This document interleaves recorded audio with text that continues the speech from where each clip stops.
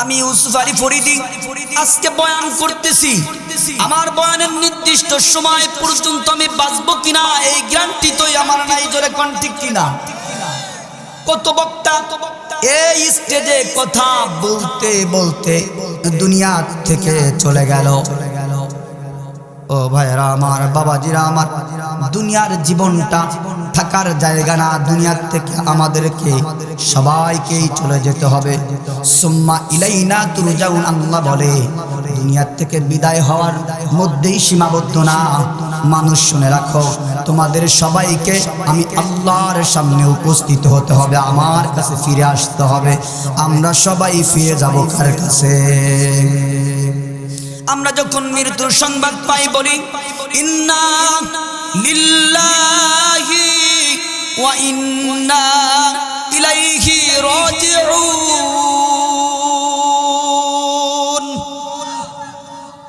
এই বাক্যটা আমরা মনে করি যে এটা মনে হয় মৃত্যুবরণ করলেই পড়তে হয়, ঠিক কিনা বলে? ঠিক কিনা বলে?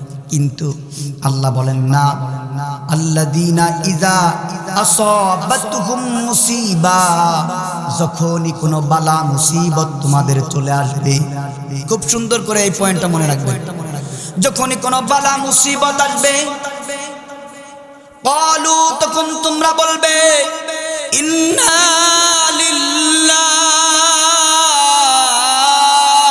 আমরা সবাই কার জন্য? আওয়াজ দিয়ে বলো মুসলমান, আমরা কার জন্য? আমাদেরকে সৃষ্টি করেছেন কে?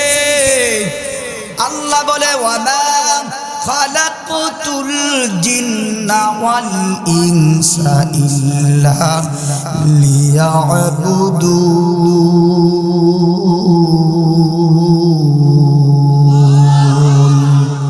আল্লাহ বলে ও দুনিয়ার মানুষ, আমি তোমাদেরকে সৃষ্টি করেছি, অযথাই সৃষ্টি করি নাই। আমি মানুষ আর জিন জাতিকে সৃষ্টি করেছি শুধুমাত্র কেবলমাত্র রব্বে কারীম আমি আল্লাহর গোলামি করার জন্য, ঠিক কিনা বলেন? এজন্য আমরা সবাই চিৎকার দিয়ে বলি আমরা কার? আর একটু চিল্লা বলি কার? আল্লাহ বলেন তোমরা বলবা ক্বালু ইন্না লিল্লাহ, আমরা সবাই আল্লাহর, ওয়া ইন্না ইলাইহি রাজিউন, আর আল্লাহর কাছে আমাদের সবাইকে ফিরে যাইতে হবে। জোরে জোরে বলেন ঠিক কিনা? দাও খোদা দাও আমায় আবার ওমর দারস দিল, দাও খোদা দাও আমায় আবার ওমর দারস দিল, দাওয়ালির মতো বীর সেনানী জগতে নিখিল, দাও খোদা দাও আমায় আবার ওমর দারস দিল, দাও খোদা দাও আমায় আবার ওমর দারস দিল। ইয়া আইয়ুহাল্লাযীনা আমানু তাকুল্লাহ।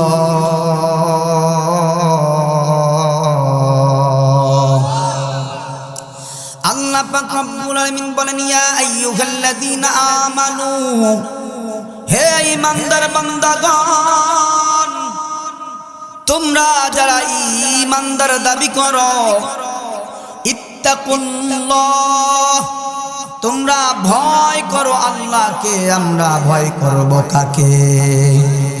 আর একটু আওয়াজ দিয়ে বলেন ভয় করব কাকে? আল্লাহ তাআলা ঈমানদারদেরকে ডাকতে বলতেছেন, ও ঈমানদারেরা, তোমরা আমি আল্লাহকে ভয় করবা। কেমন ভয় করবা? আল্লাহ তাআলা বলেন হাক্কাতু কাতিহি, যেমনটা তোমার মালিককে ভয় করা দরকার, তেমনটাই ভয় করবা। ভয় করার মতো ভয় করো। দুনিয়ার মানুষকে আমরা ভয় পাই, দুনিয়ার বাদশাকে আমরা ভয় পাই, পুলিশ প্রশাসনকে আমরা ভয় পাই। অন্যায় করতে গেলে আমাদের মধ্যে চিন্তা হয় না, যদি পুলিশ যদি দেখে ফেলে কি অবস্থা হবে। যদি সামনে দেখি পুলিশ আছে, অপরাধ করতে হলে আমাদের মনের মধ্যে ভয় লাগে কি লাগে না? কথা বলেন। আল্লাহ বলে, ও গোলাম, তুমি যখন অন্যায় করো, দুনিয়ার বুকে কারো হক নষ্ট করবা, কারো বাড়ি চুরি করবা, ডাকাতি করবা, কারো স্ত্রীর সঙ্গে প্রক্রিয়া সম্পর্ক করবা, সেখানে যাওয়ার সময় তোমার বুকের মধ্যে ধরপড় করে কম্পন হয়, ভয় লাগে না জানি কোন সময়ের জন্য ধরা খেয়ে জুতার পিটুনি খাই। কথা কন না আগে। আল্লাহ বলে, দুনিয়ার মানুষ, তুমি পুলিশকে ভয় পাও, মানুষকে ভয় পাও যদি আমার অন্যায়টা দেখে ফেলে, কিন্তু আমি মালিক। ইন্নাল্লাহা আলিমুম বিজাতিস সুদূর।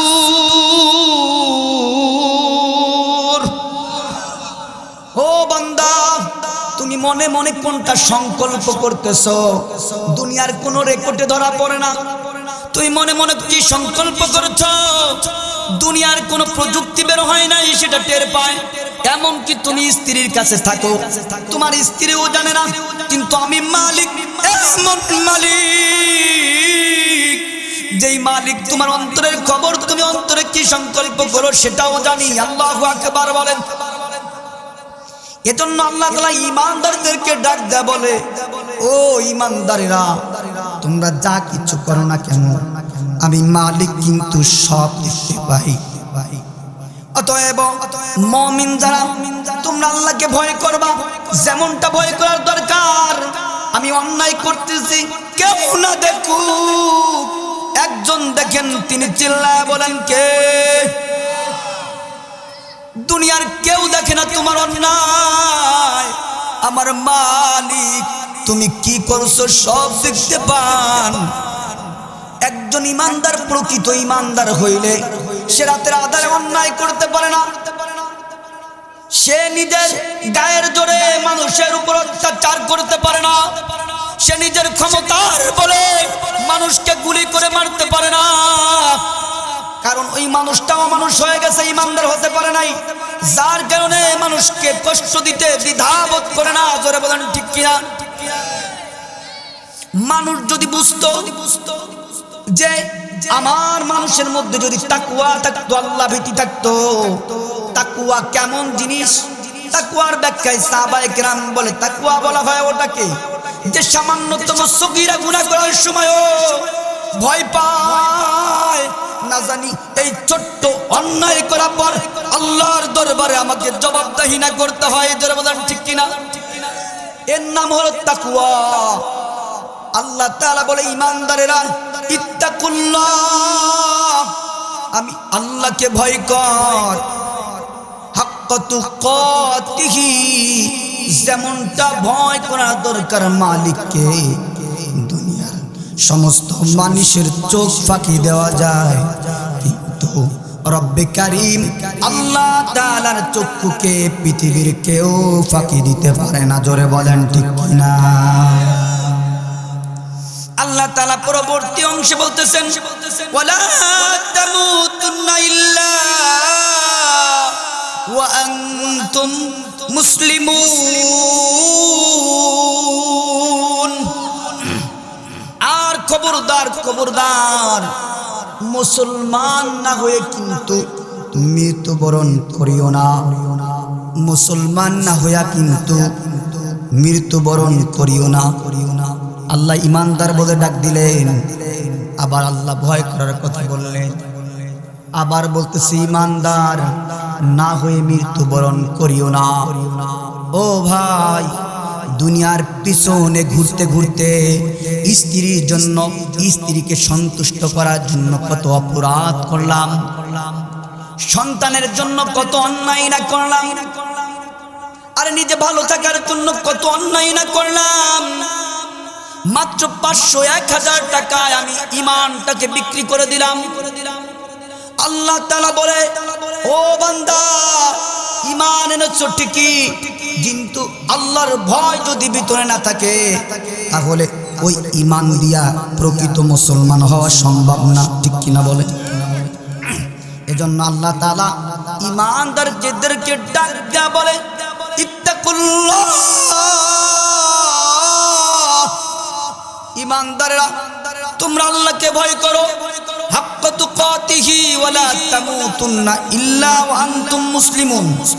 বুঝা গেল, ভিতরে যদি তাকওয়া না থাকে ওই মুসলমান কোনদিন, ওই ঈমানদার কোনদিন প্রকৃত মুসলমান হতে পারে না। জোরে বলেন ঠিক কিনা? মুসলমান কাকে বলে?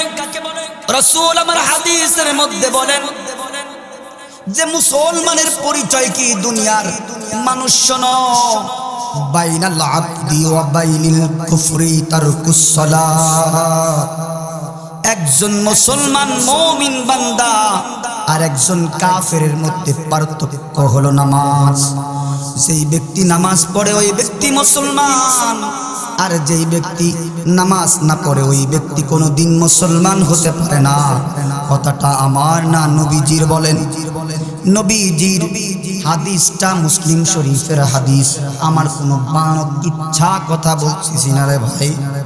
ও মা, দুনিয়ার মানুষেরা, ও আমার প্রিয় ভাইরা, ও রহমতপুরের মুসলমান, সুন্দর করে দিলের কানটা লাগাও।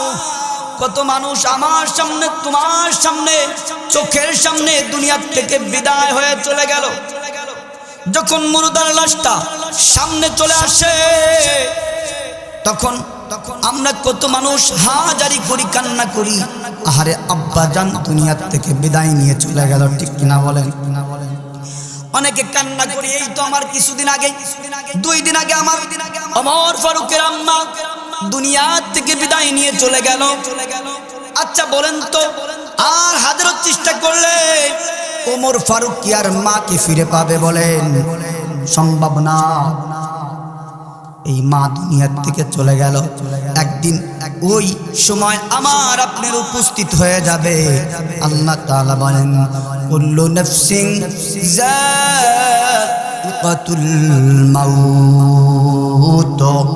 ও দুনিয়ার মানুষেরা শোনো, যতই বাহাদুরি করো না কেন, আমি যে প্রাণী যার মধ্যে জীবন আছে, এমন যত প্রাণী আছে প্রত্যেক প্রাণীকে একদিন মৃত্যুর স্বাদ গ্রহণ করতে হবে। জোরে বলেন ঠিক কিনা?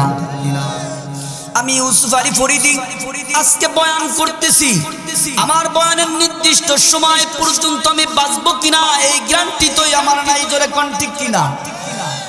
কত বক্তা এই স্টেজে কথা বলতে বলতে দুনিয়া থেকে চলে গেল। ও ভাইরা আমার, বাবাজিরা আমার, দুনিয়ার জীবনটা থাকার জায়গা না। দুনিয়ার থেকে আমাদেরকে সবাইকেই চলে যেতে হবে। সুম্মা ইলাইনা তুরজাউন। আল্লাহ বলে দুনিয়ার থেকে বিদায় হওয়ার মধ্যেই সীমাবদ্ধ না।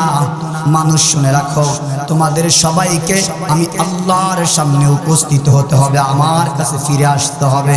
আমরা সবাই ফিরে যাব কার কাছে? আমরা যখন মৃত্যুর সংবাদ পাই বলি ইন্না লিল্লাহি ওয়া ইন্না ইলাইহি রাজিউন।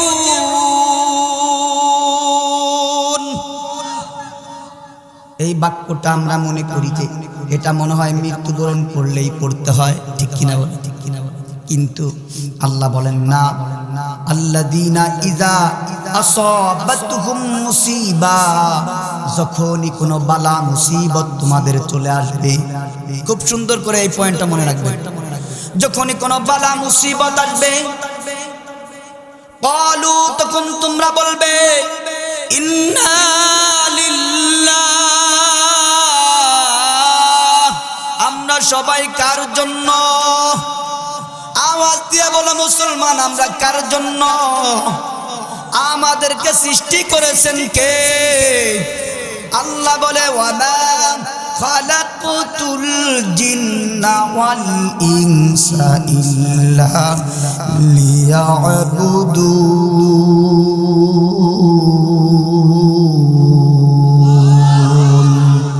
আল্লাহ বলেন, ও দুনিয়ার মানুষ, আমি তোমাদেরকে সৃষ্টি করেছি, অযথাই সৃষ্টি করি নাই।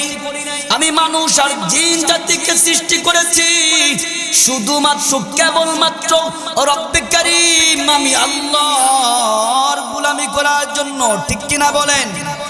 এজন্য আমরা সবাই চিৎকার দিয়ে বলি, আমরা কার?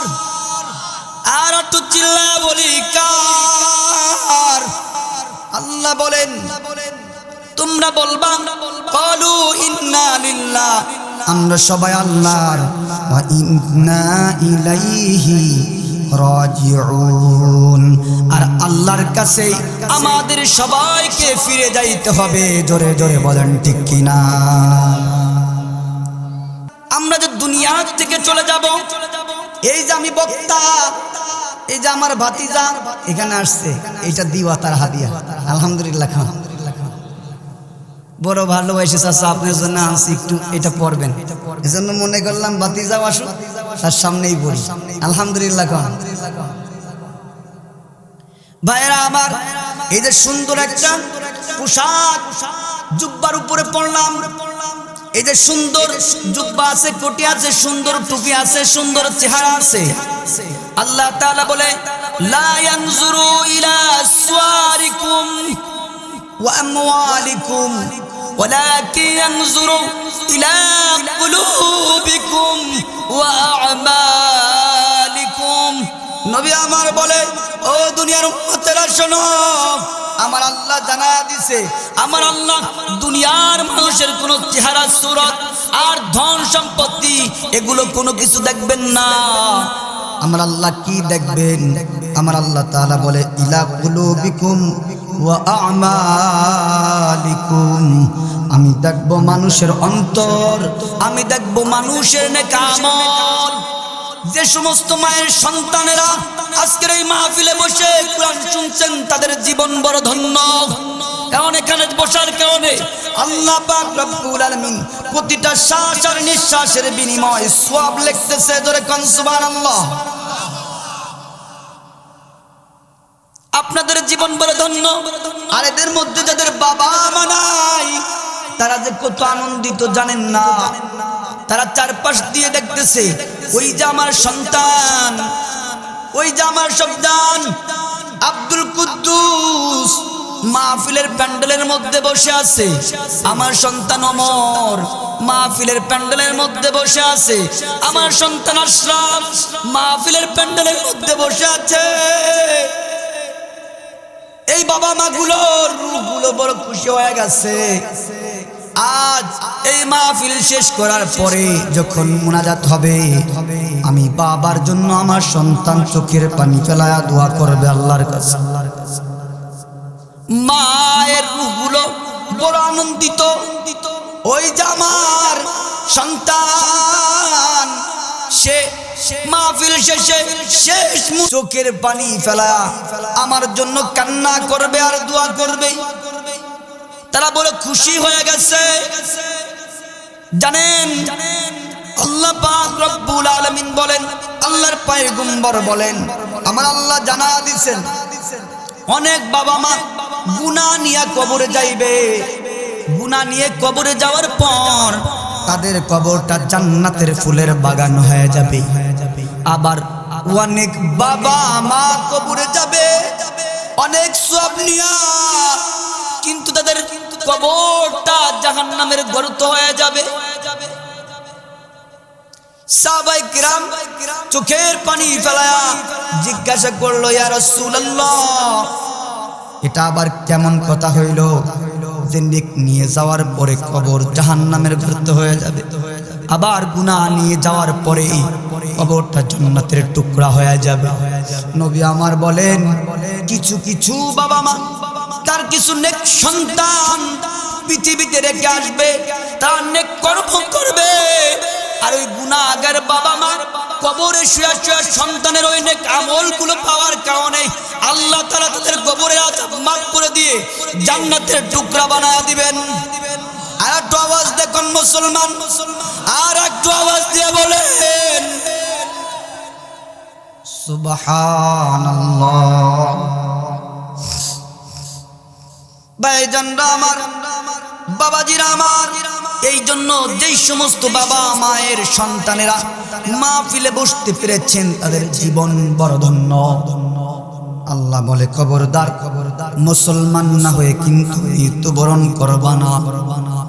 মরণ কিন্তু আমাদের অতি নিকটবর্তী। মরণ যখন নিকটবর্তী হয়ে যাবে, মালাকুল মাউত আজরাইল আলাইহিস সালাতু ওয়াস সালাম যখন আমাদের কাছে চলে আসবেন জানটা কবজ করার জন্য, এক সেকেন্ডও আমাদেরকে সময় দেওয়া হবে না। জোরে বলেন ঠিক কিনা? আল্লাহর পয়গম্বর সুলাইমান আলাইহিস সালাতু ওয়াস সালাম মসজিদ নির্মাণ করতেছিলেন, এমত অবস্থায় আজরাইল আসলেন। সুলাইমান শুধু বলেছিল, ও আজরাইল ভাই আমার, আমি দাঁড়ানো থেকে শুধু একটু বসবো, এতটুকু সময় দেন। আজরাইল বলল, আপনি দাঁড়ানো থেকে বসবেন এই টাইমটুকু আমার দেওয়ার সুযোগ নাই। জোরে বলেন আল্লাহু আকবার। সুলাইমান পয়গম্বর তখ্তের উপর বসে, সিংহাসনের উপর বসে গোটা পৃথিবী চালাইছেন। সুলাইমান থাকতে পারে নাই। আমি রহমতপুরের মুসলমানদেরকে এই মেসেজটা দিতে চাই, ভাই আপনি যত বড় নেতা হন না কেন, আপনি তো সুলাইমানের মতো নেতা হতে পারেন নাই। জোরে কোন ঠিক কিনা? অতএব আপনিও দুনিয়ায় থাকতে পারবেন না। এই নেতাগিরি দেখায়া, নেতাগিরির বাহাদুরি দেখায়া খবরদার কোনো মানুষকে কষ্ট দিয়েন না। জোরে বলেন ঠিক কিনা? হঠাৎ আজরাইল পাঠাইয়া তোরে নিতে পারে তুলিয়া, কিসের আশায় রইলি রে মন মালিক রে ভুলিয়া, ও তুই মালিক রে ভুলিয়া। হঠাৎ আজরাইল পাঠাইয়া তোরে নিতে পারে তুলিয়া, কিসের আশায় রইলি রে মন মালিক রে ভুলিয়া, ও তুই মালিক রে ভুলিয়া। ধন সম্পদ পাইয়া হাতে করলি বাহাদুরি, ক্ষমতার অহংকারে গড়লি বাহাদুরি। ধন সম্পদ পাইয়া হাতে গড়লি জমিদারি,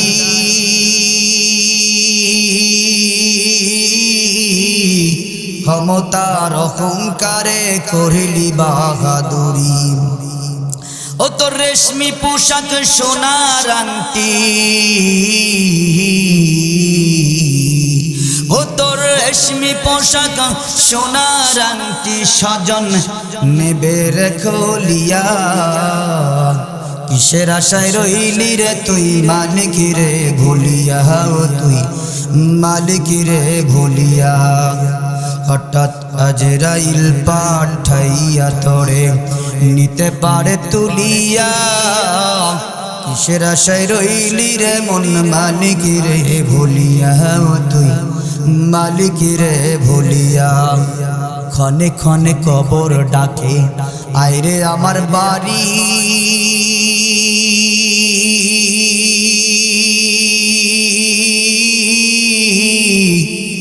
মাটির উপর থাকিবি রে তুই দিন দু এক চারি, ও তুই দিন দু এক চারি। ঠিক কিনা বলেন? আসতে তোর হবে একদিন,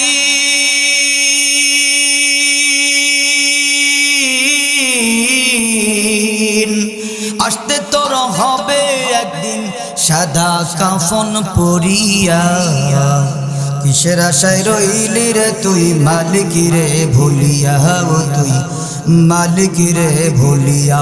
হঠাৎ আজরাইল পাঠাইয়া তোরে নিতে পারে তুলিয়া, কিসের আশায় রইলি রে মন মালিক রে ভুলিয়া, ও তুই মালিক রে ভুলিয়া। হঠাৎ আজরাইল পাঠাইয়া তোরে নিতে পারে তুলিয়া, কিসের আশায় রইলি রে মন মালিক রে ভুলিয়া ও তুই মালিক রে ভুলিয়া। ও রহমতপুরের মুসলমান, ও কাদেরদের মুসলমান, ভাটদের মুসলমান, নাগদি সুগন্ধের মুসলমান, সুন্দর করে দিলের কানটা লাগাও। আমার বাবা আমার মা আমার তোমারে এত ভালোবাসে, আমি তুমি যখন অন্ধকার কবরে চলে যাব, যে বাবা মা আমারে তোমারে কলিজা দিয়া ভালোবাসে, ওই বাবা মাও কিন্তু আমারে তোমারে কবরের মধ্যে রাইখা চলে আসবে। জোরে বলেন ঠিক কিনা? আরে আমি তুমি যখন বিপদে পড়ি তখন বাবা মা কি জিনিস বুঝি। আরে বাবা এত ভালোবাসে আমি ইউসুফকে, মা এত ভালোবাসে আমি ইউসুফকে। যখন এলান হয়ে যাবে মসজিদের মাইকে, সুগন্ধি নিবাসী ইউসুফ আলী ফরিদি আর দুনিয়ায় নাই, ওই বাবা মা ঘর থেকে আমি ইউসুফকে বাহিরে করে দিবে। যে স্ত্রীর জন্য বাবা আমারে চিনি নাই, অনেক সন্তান আছে স্ত্রী পাওয়ার পর বাবারেও ভুলে যায় মারেও ভুলে যায়, এমন কপাল পুরা সন্তান আছে না নাই? আরে ওই স্ত্রীও বলবে দূর তাড়াতাড়ি ঘর থেকে আমার স্বামীরে নামায়া দাও, সন্তানও বলবে ঘর থেকে বাবারে তাড়াতাড়ি নামাও। বাবা যদি ঘরে থাকে তাহলে কেমন যেন ভয় ভয় লাগে। আরে আমার মুসলমান প্রিয় বাবাজিরা, পর্দার আড়ালের মা বোনেরা, সুন্দর করে শোনো। মা তুমি যখন ইন্তেকাল করবা, দুনিয়া থেকে চলে যাবা, ও মা, যেই সন্তানের জন্য তুমি অনেক সময় স্বামীর সঙ্গে বেয়াদবি করে ফেলেছো, কিন্তু আল্লাহর পয়গম্বর বলেন আল্লাহ তাআলাকে সিজদা দেওয়ার পরে যদি দুনিয়ার কোনো মানুষকে আমি সিজদা করতে বলতাম, তাহলে প্রত্যেক নারীরে বলতাম তার স্বামীর পায়ে সিজদা করতে। আর স্বামী এত দামি, ওই স্বামীর সঙ্গে বেয়াদবি করে এমন মা বোনেরা আছে না নাই? ও আমার মা বোনেরা, রহমতপুরের মা বোনেরা, ও মা বোন, পায়ে ধরে বলি স্বামীর সঙ্গে বেয়াদবি করিও না। আসিয়া জান্নাতি এমনিতে এমনিতে হইতে পারে নাই। আপনি কি মনে করেন আসিয়া এমন একজন নেককার মহিলা ছিল, স্বামী ছিল ফিরআউন? ফিরআউন লোকটা ভালো ছিল না খারাপ ছিল? আওয়াজ দেয়া বলেন। আসিয়া কি পারতো না স্বামীর সঙ্গে বেয়াদবি করতে? পারতো কিনা বলেন? ফিরআউন যখন জানতে পারছে আসিয়া ঈমান গ্রহণ করেছে, খুব সুন্দর করে দিলের কানটা লাগাও মা বোনেরা। অনেক সময় অভিযোগ দাও আমার স্বামী ভালো না। আরে তোমার স্বামী কত খারাপ? ফিরআউনের সাথে তোমার স্বামী খারাপ না? খারাপ। আসিয়া এমনিতে এমনিতে সম্মানিত হতে পারেন নাই, কোনদিন স্বামীর সঙ্গে বেয়াদবি করেন নাই, কিন্তু রবকে মানার ক্ষেত্রে স্বামীর সাথে স্যাক্রিফাইসও করেন নাই। ঠিক কিনা বলেন? স্বামী বলে আল্লাহর প্রতি ঈমান ছেড়ে দাও, মুসার প্রতি ঈমান ছেড়ে দাও। যদি ঈমান ছেড়ে না দাও তাহলে কিন্তু আমি তোমাকে জনসম্মুখে উলঙ্গ কইরা তারপরে তোমাকে দুনিয়া থেকে বিদায় করব।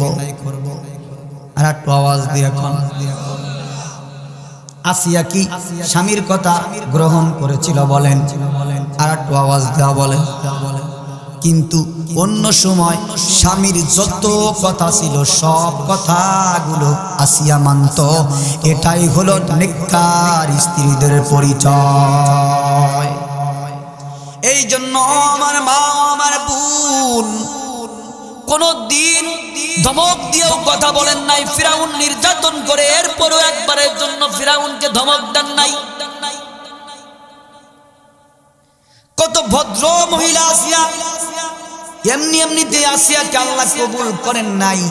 এমনি এমনিতেই আসিয়া জান্নাত দুনিয়া থেকে দেখার মতো সুযোগ পান নাই। দুইটা কারণে। তার ঈমান ছিল বড় মজবুত, আর একটা কারণ তার স্বামীও যদিও খারাপ ছিল, কোনোদিন স্বামীর চোখে চোখ রাঙায়া কথা বলে নাই। জোরে বলেন আল্লাহু আকবার। বন্ধুরা আমার, বাবাজিরা আমার, যারা নেককার স্বামীর ইত্তেবা করার কারণে যারাই বড় বড় জান্নাতের উচ্চ মাকাম পেয়েছে, স্বামীর ইত্তেবা করার জন্য একটা ঘটনা মনে পড়ে গেল।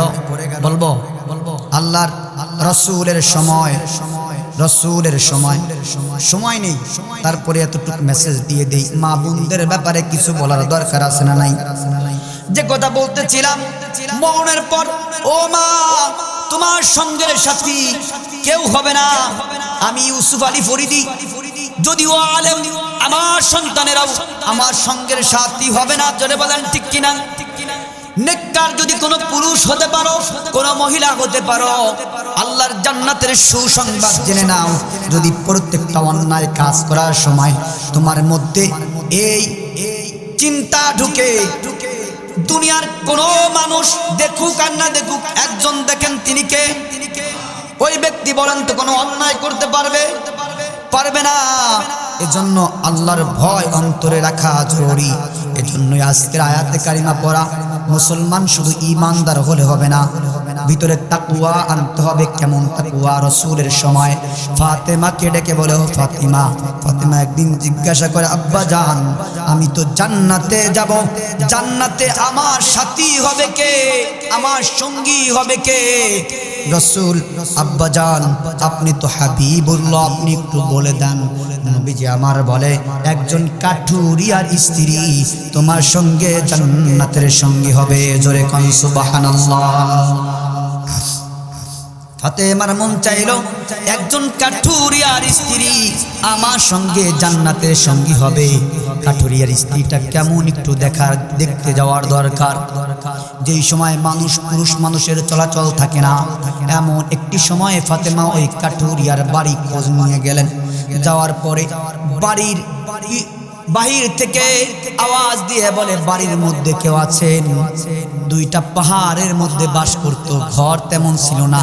সামনে একটা কাঠের দরজা ছিল, কাঠের দরজার মধ্যে নাড়া দিয়ে বলে, বাড়িতে কেউ আছেন? সালাম দিয়েছে, ভিতর থেকে সালামের জবাব আসে। একটু পরে বলে, কে আপনি? বলে, আমি নবীর মেয়ে ফাতিমাতুস সাদিয়া রাদিয়াল্লাহু তাআলা আনহা। জোরে জোরে কোন সুবহানাল্লাহ। আচ্ছা বলেন তো, আবার আপনার স্ত্রী হলে কি করতো?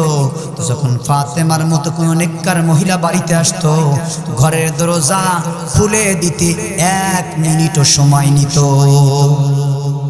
কিন্তু ভিতরে থেকে আওয়াজ আসে, আপনি আল্লাহ রাসূলের মেয়ে, কি কারণে আসছেন? বলে, আপনার সঙ্গে দেখা করবো, একটু আপনাকে দেখতে চাই। বলে, আমার স্বামীর অনুমতি নাই, আমার স্বামী অনুমতি না দেওয়া পর্যন্ত আপনি ফাতেমার সঙ্গে দেখা করতে পারবো না। স্বামীর ইত্তেবা কেমন করতো? আপনি আগামীকাল আসেন, আমি স্বামীর কাছ থেকে অনুমতি নেব। সুবহানাল্লাহ। কল স্বামীকে কেমন মানছে। পরের দিন আসছে, বলে, হাসান রাদিয়াল্লাহু তাআলা আনহু। জোরে কোন, আর জোরে বলেন। এইবার ভিতরে যখন দরজায় নক করছে, বলে, কে? বলে, আমি ফাতিমা আসছি। বলে, আপনার সঙ্গে কেউ আছে? বলে, আছে, আমার সন্তান হাসান আছে। বলে, তাহলে আমি আপনার সঙ্গে দেখা করতে পারবো না, কারণ স্বামীর অনুমতি আপনার সঙ্গে দেখা করার, আপনার সন্তানের সঙ্গে না। একটা আওয়াজ দেখো, কেমন তাকওয়া, কেমন স্বামী ভক্ত ছিল। রাসূল বলেছে, স্বামীর ইত্তেবা, স্বামীর কথা মতো চললে পড়ে সেই ব্যক্তি জান্নাতি হবে। মহিলা তার উপর আমল করেছে, স্বামীর মানে কথার বাইরে কোনো কাজ করেন নাই, স্বামীর অনুমতি ছাড়া কোনো কাজ করেন নাই। আল্লাহু আকবার বলে। ফাতেমা বলে, আমার সন্তান তো এখন সাবালক হয় নাই, নাবালক। কয়, বয়স কত? বলে, 3-4 হয়েছে। কয়, দুধ পান করা যেহেতু ছেড়ে দিয়েছে, আল্লাহর হুকুম 2 বছর পর্যন্ত মায়ের দুধ পান করাবা, এর পর্যন্ত করাবা না। যেহেতু আল্লাহর হুকুম, তার মানে ওই সন্তান মায়ের কিছু কিছু বিষয় বুঝতে পারে, মেয়ে লোকের কিছু কিছু বিষয় জানতে পারে, বুঝতে পারে, আল্লাহ তাকে আকল দিয়েছে। এই জন্য আপনার হাসানের সঙ্গেও আমার দেখার অনুমতি নাই। আগামীকাল আসবেন, আগামীকাল আপনার হাসান এবং আপনি আসবেন, অনুমতি নিয়ে দেবো, তারপর দেখা করো। ফাতেমা বলল, চোখের পানি ফেলা দেয়া বলে, বুঝতে পারছি, আমি বুঝতে পারছি নবীজি কেন বলছে তুমি আমার সঙ্গে জান্নাতের সঙ্গী হবা, কারণ তুমি তোমার স্বামীকে অধিক পরিমাণ মানো, তোমার স্বামীর ইত্তেবা ছাড়া তুমি কোনো কিছু করো না অনুমতি ছাড়া। এই জন্যই তোমার দাম আল্লাহর দরবারে এত হয়েছে যে তুমি ফাতিমাতুস সাদিয়া, যে জান্নাতি রমণীদের সর্দারিনী হবে, তার সঙ্গে তুমি জান্নাতের সঙ্গী হবা। জোরে জোরে বলেন আল্লাহু আকবার। এজন্য মা ও বোন, তুমি কাঠুরিয়ার স্ত্রীর মতো হতে পারবা না, কিন্তু তোমার প্রতি অনুরোধ, তোমার স্বামীর কথার বাইরে তুমি কোনো কাজ করিও না। যদি করো, তুমি যত বড় বুজুর্গ হও না কেন, তোমার স্বামী যদি তোমার প্রতি অসন্তুষ্ট হয়ে যায়, তাহলে আল্লাহর জান্নাত পাবা না, পাবা না, পাবা না, পাবা না। জোরে বলেন ঠিক কি না? স্বামীর অন্যায় হুকুম মানা যাবে না, কিন্তু স্বামী যে উপদেশগুলো তোমাকে কোরআন হাদিস মোতাবেক দেবে, সেইগুলো মানতে হবে। আর স্বামীর অনুমতি ছাড়া বাড়ির বাইরে বের হওয়া যাবে। আমাদের মা বোনেরা করে না। যে কথা বলতেছিলাম, আমরা দুনিয়ার থেকে সবাই চলে যাব, ওই সই বেহারার পালকিতে চড়ায়া কবরের মধ্যে আমাদের সবাইকে নামায়া দিবে, কেউ যাবে না। আমাদের সঙ্গে যেটা যাবে সেটা হলো আমাদের নেক আমল। জোরে বলেন ঠিক কিনা? আল্লাহ পাক রব্বুল আলামিন ওই কবরে যাওয়ার আগে আল্লাহ তাআলা আমাদেরকে নেককার হয়া, মুসলমান হয়া তারপরে যাওয়ার মতো তৌফিক দান করুন। সবাই বলি আমিন। ওকে দাওয়ানা আলহামদুলিল্লাহি রাব্বিল আলামিন। আসসালামু আলাইকুম ওয়া রাহমাতুল্লাহ।